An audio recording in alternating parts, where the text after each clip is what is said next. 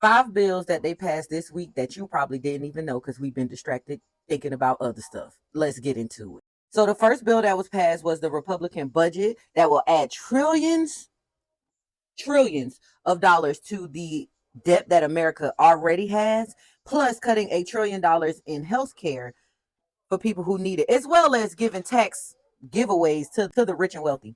Because why would they possibly need a giveaway? Okay, number two, they passed the SAVE Act. Now, I talked to y'all about the SAVE Act before, and a lot of y'all wanted to get into my comments and say that this was never possible. It was not going to happen. Well, baby, guess what? Guess what?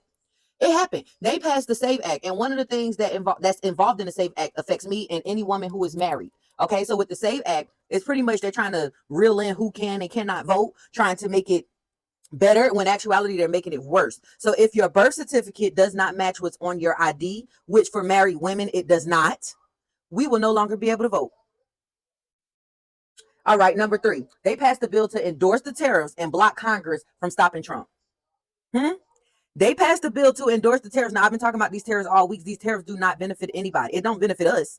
Actually, I'm going to tell y'all what the tariffs do at the end. Matter of fact, I'm not even going to wait till the end to tell y'all what the tariffs do. So because of this war that Trump has started with these tariffs, investors are now pulling out of U.S. bonds. Now, if you don't know what I mean by U.S. bonds, if you know anything about stocks and bonds and the stock markets and stuff like that, and really a lot of people don't know and don't understand that our birth certificates, marriage license, death certificates, all of those things are considered a bond and they get traded, and millionaires trade on us all the time. But there are people who are pulling out of that, which means that America really don't have no money. Like the people that was investing into America, the reason why we were able to get, loans and all of this stuff. Yeah, they pulling out, and it's not really going to be no money to back us. And the consequences of this affects us. It don't affect them. What happens is the interest rate is going to go up. Like if you have a home mortgage, your interest rate will go up. If you have a car loan, your mortgage rate will go up. If you have a personal loan, the interest rate will go up. And we got to pay that. People who can't afford to pay anything else because they already squeezing us out of every penny because everything is just so expensive right now. Okay, another one, number four. No rogue rulings. Okay, what they did was they stripped federal judges of their ruling power. They can't rule federally. They can only rule in their local jurisdiction, which is crazy because they're federal judges. So if a federal judge can't rule, what are they doing? What they need like okay, and I'm gonna just get to number five. They passed a bill eliminating the cap on overdraft fees, which means now if you overdraft your account, your bank can charge you a crazy amount because there's no cap on that. And who exactly does that affect?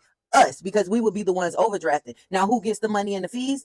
The people who already got a bunch of money. It's a lose-lose situation for the average American. And people are still like, go Trump, go Trump, go Trump. And I'm like, houseway, when you're an average American, if you're not rich, all of this affects you. So how are you still pro-Trump?